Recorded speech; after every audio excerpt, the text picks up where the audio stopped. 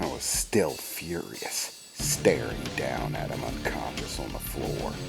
"Kevin," I heard Nylea say, very sternly, "it's time. This is our chance to collect the symbiote. The hatchling no doubt fueling his abilities. There's no telling when we could be interrupted. We need to do this now," she says. I take a breath to try to calm myself, wipe away the rage. "Fine," I replied. "So, how's this going to work? How do we get the symbiote out? And what the hell do I do with it once I have it?" "For the moment, you're going to need to make a small container. Try making a sphere, but hollow on the inside. Something about the size of a baseball should do." So, following Nylea's directions, I made this sphere and kept it hollow on the inside. "Okay, now what?" I replied. "How do I get the symbiote out?" "Well, quite frankly, you don't," Nylea said. "Currently, the symbiote is bonded to him, so there's a process in order to break that bond. But I have to be the one to do it. What I'm going to need you to do is kneel down and place one of your hands on the center of his body. I need to be able to focus my psychic wavelength into it. It'll take a sustained wavelength in order to fracture the connection between the two, at least long enough for me to get in there and collect the hatchling." "Whoa, what do you mean, get in there?" I asked, feeling very confused. "There's no time to explain it. The police could be here any moment, Kevin. We have to hurry." Okay," I said, kneeling down, reaching out and placing my right hand on top of his body, right in between his stomach and chest. "Good," Nylea said. "Give me a moment." And then I felt something, a strange, warm sensation, and what felt like a vibration running through my body. Suddenly, I began to see the armor start to shimmer, as if waves of energy. Something was causing rippling, like the armor wanted to turn back to liquid, even if only for a few moments. Countless little ripples, ebbing and flowing in different directions.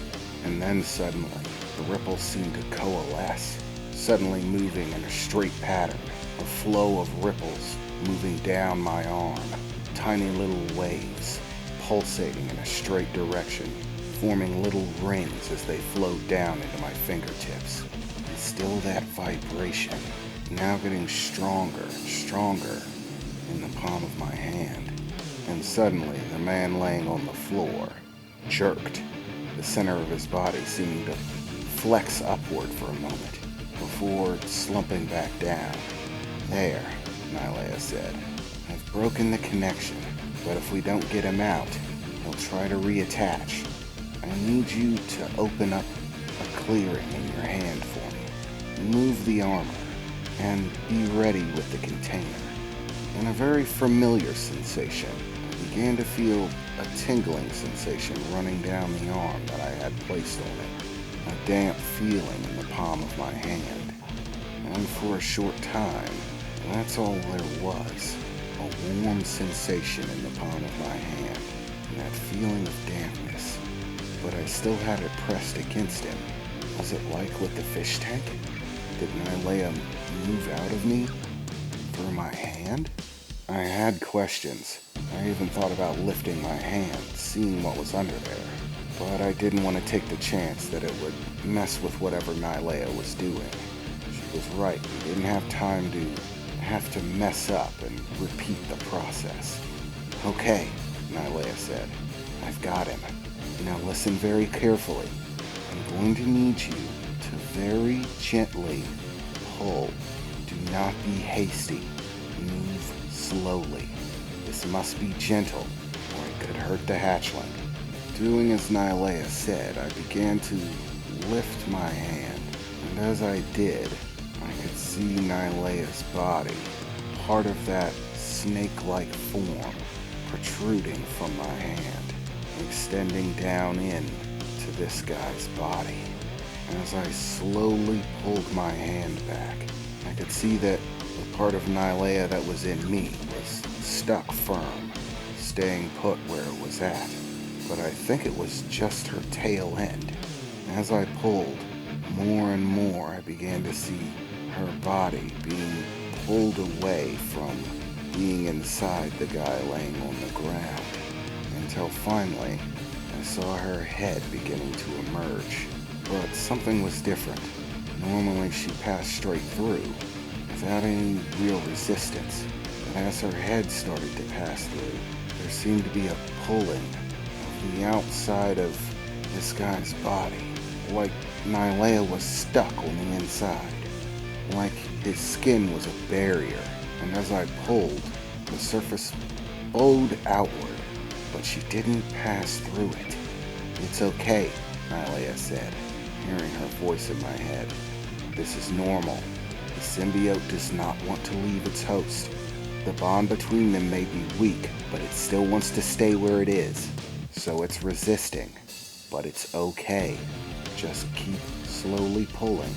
Nylea's words were comforting, as I slowly kept trying to pull away, not wanting to move too fast.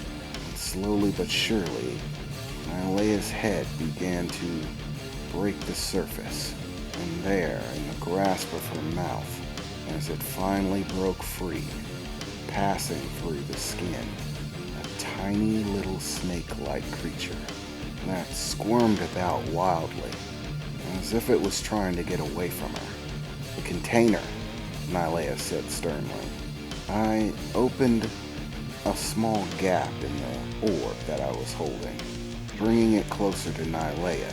Still, it protruding from my hand, she moved her body towards the sphere, reaching her head inside, releasing the small symbiote within it.